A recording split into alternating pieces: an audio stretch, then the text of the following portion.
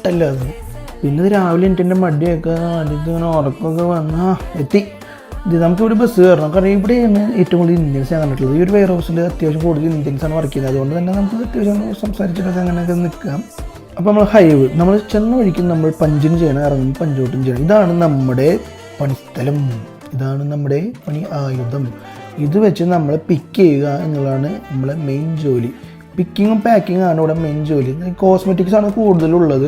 Just പിക്ക് ചെയ്ത് നമുക്ക് അതിലേക്ക് ഇടുക. അപ്പോൾ എല്ലാവരും മിക്കലും ഈ ജോലിയാണ് ചെയ്യുക. ബൈക്കിൽ ചെയ്യുന്നത് പാക്കിംഗ് ആണ്. പാക്കിങ് എനിക്ക് ഇഷ്ടമില്ല, ഒരു സ്ഥലത്ത് നിൽക്കണം. ഇതാകുമ്പോൾ പിന്നെയും കുഴപ്പമില്ല, ബോർഡിൽ ഇങ്ങനെ നടക്കുക. 4 മണിക്കൂർ കഴിയുമ്പോൾ നമുക്ക് ബ്രേക്ക് ആവും. നമ്മൾ വീട്ടിൽ നിന്ന് വന്ന ഫുഡെല്ലാം നമ്മൾ കഴിച്ച് വീണ്ടും നമ്മൾ ജോലിക്ക് തന്നെ കയറും.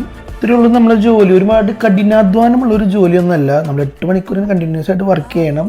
ഹവറിൽ 12.60 ഇവർ നമുക്ക് പേ ചെയ്യുന്ന എമൗണ്ടും. അപ്പോൾ ഇതാണ് എല്ലാവരും ചോദിച്ചാൽ എൻ്റെ work day in my life. ഇനി ഇതൊക്കെ കഴിഞ്ഞ് വീട്ടിൽ പോയിട്ട് ചോറും കറി ഉണ്ടാക്കി കഴിക്കണം.